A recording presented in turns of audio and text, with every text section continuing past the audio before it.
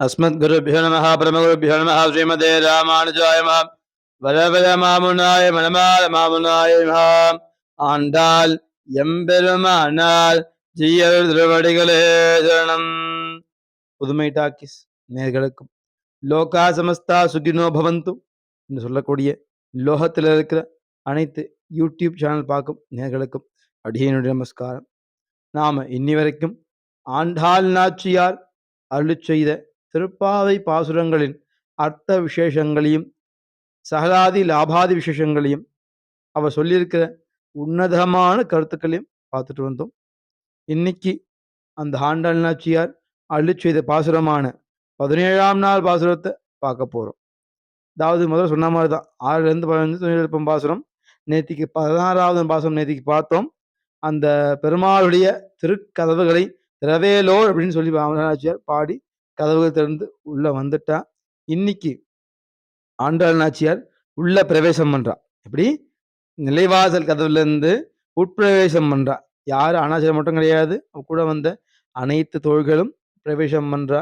என்ன பண்றா என்ன ஏதுன்னு இந்த பாசுரத்துல செவிக்கலாம். அஸ்ய தேவதாபியோ நமஹ. அம்பரமே தண்ணீரே சூரேரம் செய்யும் எம்பெருமாள் நந்தகோபாலா எழுந்திராய். உங்கெல்லாம் கொழுந்தே குலவிளக்கே எம்பெருமாட்டி யசோதாரிபுராய்.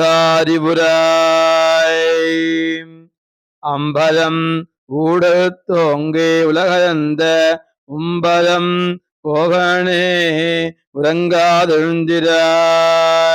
செம்பொழ் கழக்கமழம் செல்வா பலதேவா உம்பியும் நீரும் உறங்கேலோரெம்பாவாய். இந்த பிராச்சீனத்தில் ஆண்டாள் நாச்சியார், நந்தகோபாலன், யசோதா, நம்ம கிருஷ்ண பரமாத்மா, பலதேவர் இவரை உள்ள சன்னதியில பிராச்சீனமா துயில் எழுப்பும்படி சொல்லியிருப்பா. உள்ள எப்படி துயில் எழுப்பும்போது அவா சன்னதியில் துயில் எழுப்புற மாதிரி ஒரு பிராச்சீனம். இப்ப ஒரு பிராச்சீனம் உண்டு. ஹைட் வைஸ் ஏஜ் வைஸ்னு ஒரு கேட்டகரி சொல்லுவா. இப்ப பிராச்சீனம் சொன்னோம்னா கிருஷ்ணர் தான் இருக்கல வயசுல சின்னவர். ஒன்று உட்கார வச்சோம்னா கிருஷ்ணர், பலதேவர், யசோதா, நந்தகோபால் அப்படிதான் வரணும். இல்லை இப்படி வச்சோம்னா நந்தகோபாலன், யசோதா, பலதேவன், கிருஷ்ணன் இப்படிதான் கொண்டு வரணும். ஒன்று இப்படி போகணும், இல்லை இப்படி வரணும்.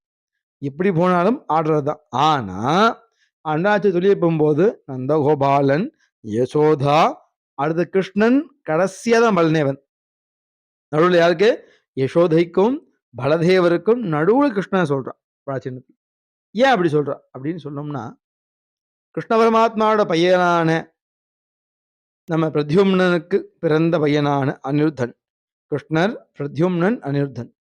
அனிருத்தன் பார்த்தீங்கன்னா பகாசுரனுடைய பொண்ணு உஷா அப்படிங்கிற தேவிய அவளுக்கு பிரீத்தமா பூர்வமா காதலிச்சிருக்காருன்னு ஒரு கான்செப்ட்.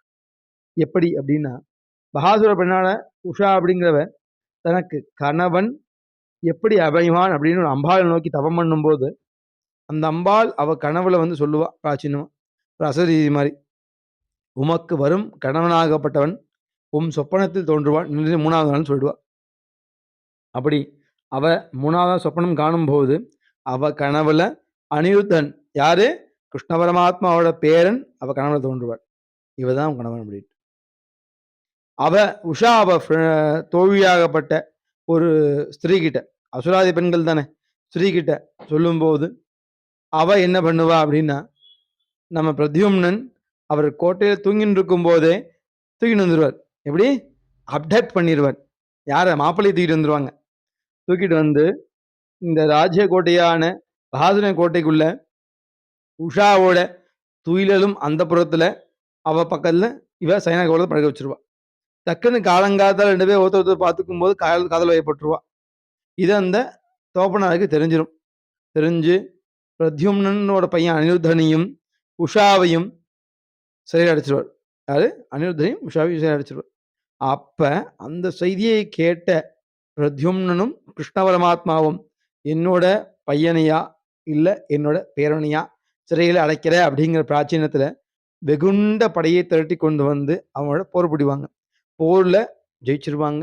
ஜெயிச்ச பிறகு அதே அவ காதலிச்ச மாதிரியே அனிருத்தனுக்கு உஷாவுக்கு திருமணமாகும். இது பூர்வாசிரம விதானம். சரிங்களா? அப்படி எப்படிப்பட்ட விசேஷங்களா இருந்தாலும் கிருஷ்ண பரமாத்மா கிட்ட ஏதோ ஒரு அசுரன் ஏதோ ஒரு வகையில போட்டுண்டே இருப்பான். ஆனா இந்த செக்ஷன்ல முன்ன கிருஷ்ணர் குழந்தையா இருக்கும்போது பூதனா தூக்கிட்டு போவா. அந்த பிராச்சீனமான வகாசுரன் ஒருத்தர் இருப்பான். இந்த நாரையுடைய குகவகத்தில் ஒருத்தர் இருப்பான். அவன் தூக்கிட்டு போவான் சண்டை போடும்போது. அவன் ஏகப்பட்ட அசுரர்கள் வருவாங்க. அதே மாதிரி யாரு கிருஷ்ண பரமாத்மாவை அசுரன் தூக்கிட்டு போற மாதிரியே அவரோட பேரனான அனிருத்தனையும் தூக்கிட்டு போய் திருமணத்துக்கும் தூக்கிட்டு போயிட்டான்.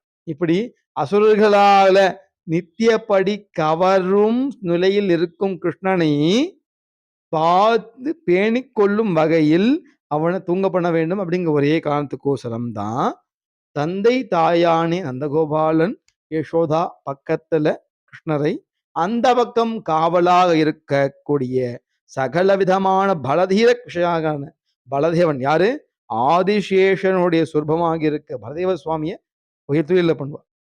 அப்படி இருக்கிறனால இந்த பக்கம் இவங்க பாதுகாப்பு, அந்த பக்கம் பயங்கரமான பலசாலி பலராம்ங்கிறது சுவாமி பயங்கரமான பலசாலி.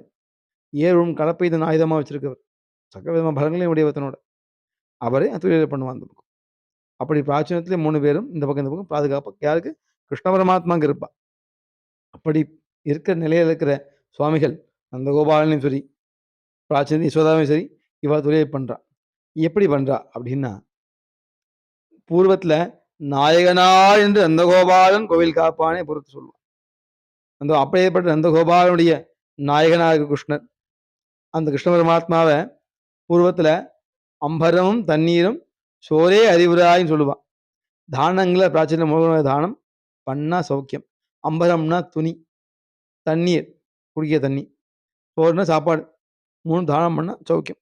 ஒரு பூர்வாசிரமத்தில் நம்ம ஸ்ரீரங்கவடத்தில் ஆச்சாரிய சுவாமி கொஞ்சம் பழைய சில வருஷங்களுக்கு முன்னாடி அப்போ ஒரு அவ உபன்யாசம் பண்ணிட்டு இருக்கும்போது திடீர்னு ஒரு கதவை திறந்து ஒரு பராசன் சொல்லக்கூடிய ஒரு புத்தி சுவாதம் இல்லாத ஆள் உள்ள வந்தா. அப்படி அவர் என்ன கேட்ட ஆச்சாரிய சுவாமியை பார்த்து, எனக்கு ரொம்ப குளிருது, எனக்கு வஸ்திரம் கொடுங்கன்னு கேட்டான். அப்போ ஆச்சாரியர் அவர் சிஷ்யாவை பார்த்து, இந்த ஆட்கு வஸ்திரமும் உண்ண உணவும் அழிச்சு அமுச்சு விடுங்கோ அப்படின்னு சொன்னான். சிஷ்யாவும் சரின்னு சொல்லி அப்போ அழிச்சுட்டு போனான். நாட்கள் சில போனது. ஒரு நாள் இந்த ஆண்டாள் நாச்சியருடைய 17ஆவது பாசுரத்தை அவர் சேவிக்கும் போது அம்பரமே அப்படிங்கிற வார்த்தையை அவர் சொல்லும்போது டக்குன்னு அவர் ஞாபகம் வந்தது, அன்னைக்கு கொடுத்தாமா இல்லையா அப்படின்ட்டு. அப்போ தன் சிஷ்யா பார்த்து கேட்டா, கொடுத்தல அன்னைக்கு அவன் அந்த அந்த சுவாதீனம் வாங்கிட்டாளா அதை அப்படின்னு கேட்டான். அப்போ அவன் என்ன சொல்றான், நான் மறந்துட்டேன், அன்னைக்கு மறந்துட்டேன், இன்னைக்கு கொடுக்குறேன் அப்படின்ட்டு. தேவையான நாள்ல கிடைக்காத தானம் பிரயோஜனப்படாது அப்படின்னு சொல்லி அந்த ஆச்சாரிய சுவாமியை கண்ணில் ஜல வச்சுட்டார், மனம் கலங்கி ஜல வச்சுட்டார். இப்படி அவ்வளேப்பட்ட ஆச்சாரிய சிஷ்டர் கண்ணில் ஜலம் வச்சுக்கிற அளவுக்கு இந்த அம்பரம்னு சொல்லக்கூடிய வஸ்திரதானம், நீர், அன்னம் 3 தானம் ரொம்ப சௌக்கியமான தானம். யார் யாருக்கு எப்போ டைம் கிடைக்குதோ எல்லாமே தானம் பிரார்த்தனை பண்ணுங்க. சரிங்களா? அப்பேற்பட்ட தானங்களில் சிறந்தவனாக இருக்கக்கூடிய நந்தகோபாலன், ஏன் நந்தகோபாலன் அப்படிங்கிறவர் ஆயர்குலத்துக்கு தலைமை பொறுப்பில் இருந்தவர்.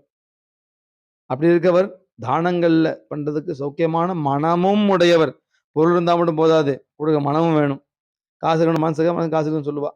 அப்படி இருக்க வாழ்க்கை மனம் நல்ல மனமுடையவர், தானம் பண்ணிட்டு இருந்தார்.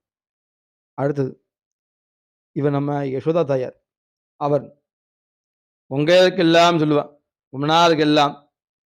உம்மனார் அப்படிங்கிற வார்த்தைக்கு என்ன அர்த்தம்னா, உம்மனார் அப்படிங்கிற பாட்சியத்துல மிகவும் பலமுடைய ராஜ்ய ராஷ்டிர அதிகாரங்களுடைய குணநலங்களில் சிறந்து விளங்கக்கூடிய ஒரு குலத்தின் கொழுந்தே அப்படின்னு அர்த்தம்.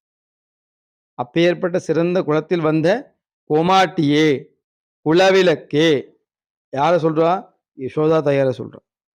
அப்பேற்பட்ட குலத்தில் வந்த பெண். அடுத்தது நம்ம சுவாமிய எப்படி சொல்றா, அம்பரம் ஊடறுத்து உலகம் ஓங்கி உலகம் வரும். அம்பரம்னா நம்ம வான் திரை, அதை துணியா சொல்றாங்க. இங்க வானத்துல நீலம் தெரியுது பார்த்தீங்களா, அம்பரம் சொல்லி அவர் துணிமே சொல்றாங்க கான்செப்ட்ல. அந்த துணியை ஊடறுத்து திருவிக்கிரமன் இருக்காத பதிலா தன் காலை தூக்கும் போது திரையை அறுத்துருவாராம். அந்த துணிங்க மாதிரி இருக்க வானத்தை அறுத்துருவாராம். அறுத்துதான் உலகத்தை அளப்பாராம் அவர். அப்பேற்பட்ட விஸ்வரூப சுவாமி யாரு? திருவிக்கிரமன். அப்படிப்பட்ட பெருமாள் ஆய் ஓங்கி உலகங்கள்னு வார்த்தை வரும். அது 3வது பாசத்துல வரும். பெருமாள் திருவிக்கிரம அவதாரம் 3, 17, 24 3 பாசுரங்கள்லயும் பெருமாளோட திருவிக்கிரம அவதாரத்தை சிறப்பா சொல்லியிருப்பா. இது 17வது பாசுரம். அதை பிரார்த்தனை பண்ணிங்க. அடுத்தது பலதேவ சுவாமி. அவரோட கழல் கமனம் செம்போல் கழற்கமலம் செல்வன் அப்படின்னு சொல்லக்கூடிய தன் சிவந்த நிறமான அழகான வண்ண பாதங்களையுடைய பலதேவ சுவாமி பலராமர் அவரோட பாதங்களை பிராச்சீனத்துல மிக வர்ணாலாபமா சுவாமி அனுகிரகித்து அப்பேற்பட்ட பலசாலி, பார்க்கவும் பயங்கரமான தேஜஸுடைய அழகாக சுந்தரன், அதிரூப சுந்தரன் சொல்லிடலாம் அவரை பலராமன். ஏன்னா சர்பங்களுக்கே பிராச்சீனமாக மகாலட்சுமி நல்லா சௌக்கியமா இருக்கும். உடம்பு தேகமும் மகாலட்சுமி சௌக்கியமா இருக்கும். அப்படிப்பட்ட பலராம சுவாமிக்கு ஸ்வேதவர்மன் அவர் 2வது முக்கியமான சொல்ல விஷயம். இவர் ஸ்வேதவர்ண சர்பம். இவர் வெள்ளையா இருப்பாராம். சொல்லுவாள்ல பாலின் வெள்ளை ஒத்ததுன்னு சொல்லுவா. அந்த மாதிரி ரொம்ப வெள்ளேன்னு அழகான வெள்ளை. வெள்ளைன்னு வகை இருக்கு. இவர் நல்லா அழகான வெள்ளை. லட்சணமா இருப்பார். அப்படிப்பட்ட சுவாமிக்கு கால்கள் செவந்து அவ்வளோ சாஃப்டா இருக்காமா. அப்படிப்பட்ட சுவாமியும் உம்பியும்னு ஒரு வார்த்தை வரும். உம்பியும்னா உன்னுடைய தம்பியும்னு சொல்லுவா. உம்பியும் நீயும் உறங்கேலோ எம்பாவாய், தூங்காதீங்க சுவாமி எந்திரிங்க அப்படின்னு ஆண்டாள் நாச்சியார் இந்த பாசுரத்துல சேவிச்சு முடிக்கிறார். இன்னைக்கு இந்த 17வது பாசுரம் பூர்த்தியாக எடுத்து நாளைக்கு 18வது பாசுரத்துல அடியொன்று சந்திக்கிறேன். அஸ்மத் குருப்யோ நம பரமகுருப்யோ நம ஸ்ரீமதே ராமானுஜாய நம வரவர மாமுனாய மணவாள மாமுனாய நமஹா.